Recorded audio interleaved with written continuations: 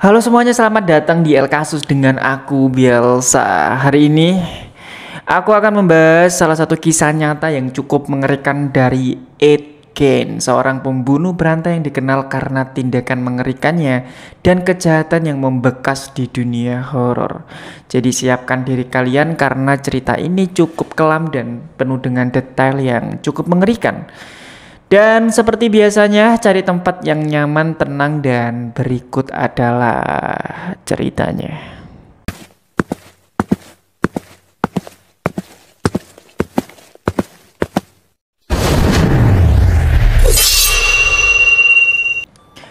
Laki-laki ini bernama Ed Gein, lahir pada 27 Agustus 1906 di La Crosse, Wisconsin. Dia itu tumbuh di lingkungan keluarga disfungsional. Ayahnya bernama George Gein adalah seorang alkoholik yang tidak mampu mendukung keluarganya. Sedangkan ibunya bernama Augusta Gein yang bisa dibilang sangat dominan dan religius ekstrim. Jadi ibunya itu mengajarkan bahwa dunia luar itu penuh dengan dosa dan seks adalah sesuatu yang sangat kotor. Dia juga mempengaruhi kedua putranya yaitu bernama Henry dan juga Ed, bahwa mereka itu harus memandang semua perempuan selain dirinya itu adalah makhluk bejat. Dan ini adalah pemahaman yang bisa dibilang cukup melenceng. Mereka ini tinggal di sebuah pertanian terpencil di Plainfield, Wisconsin, yang dimana lingkungan di kota itu cukup sepi dan membuat semakin memperparah isolasi Gein dari masyarakat. Augusta itu melarang kedua anaknya untuk berinteraksi dengan orang luar. Ketika Henry mulai mengkritik ibunya dan berusaha hidup normal, dia tewas dalam kebakaran misterius pada tahun 1944, dan perbuatan ini tuh diduga sebagai perbuatan dari saudaranya bernama Ed, meskipun tidak pernah terbukti gitu. Ketika Augusta ibunya meninggal pada 1945, Ed itu merasa sangat kehilangan. Dia itu mengalami gangguan mental yang membuatnya semakin terobsesi dengan ibunya. Rumah tempat tinggal mereka itu kemudian menjadi semacam kuil bagi sang ibu gitu. Dengan beberapa ruangan termasuk kamar ibunya dibiarkan tak tersentuh siapapun dan membayangkan seolah-olah ibunya itu masih hidup di sana. Setelah kematian ibunya, Gein itu semakin terjerumus dalam fantasinya. Dia itu mulai menggali kuburan dan mencuri mayat dari pemakaman setempat, terutama mayat perempuan yang berusia parubaya dan mayat yang mengingatkannya pada sang ibu. Dari mayat-mayat ini, Gein itu memotong bagian tubuh seperti kulit, tengkorak, dan juga wajah. Terus dia itu membuat benda-benda rumah tangga dari bagian tubuh-tubuh tersebut. Seperti contohnya mungkin kayak kursi berlapis kulit manusia, mangkuk dari kepala tengkorak, dan masker wajah dari kulit manusia yang setiap harinya tuh dia pakai.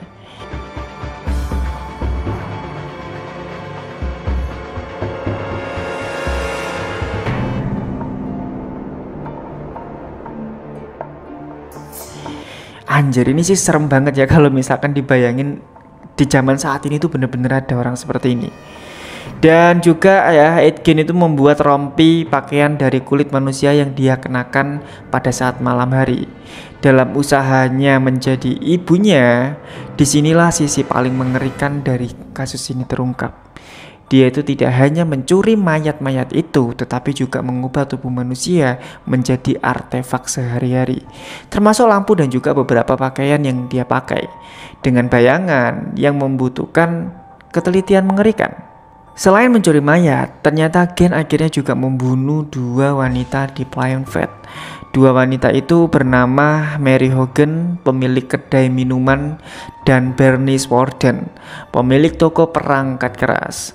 Terus pada tanggal 16 November 1957, Warden menghilang dari tokonya, dan putranya yang seorang polisi itu mencurigai Gein karena ia adalah pelanggan terakhir di toko tersebut pada hari itu.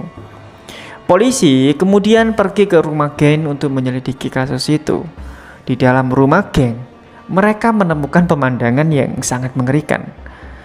Tubuh Bernice Warden ditemukan tergantung terbalik tanpa kepala. Dan yang lebih mengerikannya lagi adalah Di sana itu lebih banyak barang-barang menakutkan ditemukan, yaitu contohnya mungkin kayak wajah manusia dijadikan hiasan dinding, kursi yang dilapisi kulit manusia, dan beberapa topeng wajah yang telah dikuliti dari mayat aslinya. Barang-barang tersebut itu berasal dari kuburan yang dia bongkar. Namun, Gen juga mengakui bahwa selain Warden, dia juga membunuh Mary Hogan. Ed Gein akhirnya ditangkap untuk diinterogasi. Dia dengan tenang mengakui semua perbuatannya, termasuk pencurian mayat dan pembunuhan yang selama ini dia lakukan. Selama penyidikan juga dia itu dinyatakan mengalami skizofrenia dan tidak mampu diadili. Hingga pada akhirnya dia itu diputuskan untuk menjalani perawatan di rumah sakit jiwa. Terus kita melompat pada tahun 1968. Setelah puluhan tahun perawatan, Gein akhirnya diadili dan dinyatakan bersalah atas pembunuhan Bernice Warden. Namun karena kondisi mentalnya itu masih sama, dia itu tetap dikirim ke rumah sakit jiwa dan menghabiskan sisa hidupnya di sana. Gein itu meninggal dunia pada tanggal 26 Juli 1984 di rumah sakit jiwa Mendota di Madison, Wisconsin. Kisah dari Ed Gein ini itu meninggalkan jejak mendalam pada dunia hiburan, terutama pada genre horor gitu kan ya. Karena karakternya Ed Gein itu sangat menginspirasi berbagai film horor mengerikan di dunia. Seperti contohnya mungkin Norman Bates dalam Psycho, Leatherface The Texas Chainsaw Massacre, dan Buffalo Bill dalam The Silence of the Lamb. Dunia horor itu mengambil elemen dari kehidupan Gein untuk mengeksplorasi sisi paling gelap dari jiwa manusia. Kisah Ed Gein itu bukan sekedar tentang kekejaman manusia gitu, tetapi juga tentang trauma, isolasi, dan juga obsesi yang berubah menjadi tindakan mengerikan. Meski dia hanya terbukti membunuh 2 orang, kejahatan Gein itu begitu mengerikan karena melibatkan pelanggaran terhadap jenazah dan pemanfaatan tubuh manusia secara grotes. Kalau aku boleh berpendapat ya, menurutku sih ini adalah kasus yang paling mengerikan selama aku membawakan berita kriminal. Karena ini benar-benar kejam banget dan susah untuk dipikir secara nalar, dan gak bernalar juga sih ini. Dan terus coba kalian bayangin kalau misalkan di tahun itu kalian ada di sana, terus bertamu ke rumahnya gitu, terus disuruh nunggu sebentar ya, saya buatkan mie dulu gitu. Terus pas dia keluar ternyata mangkoknya tanpa kalian sadari terbuat dari tengkorak kepala manusia gitu. Itu kan pasti serem banget gitu ya. Dan ya mungkin itulah ya kisah lengkap dari manusia mengerikan bernama Ed Gein. Dan dia itu adalah sosok yang mengubah pemahaman kita tentang kejahatan dan menginspirasi banyak karya horor. Dan ya mungkin terima kasih buat kalian jika kalian tertarik dengan kasus-kasus yang sama. Tinggalkan komentar dan sampai jumpa di video berikutnya.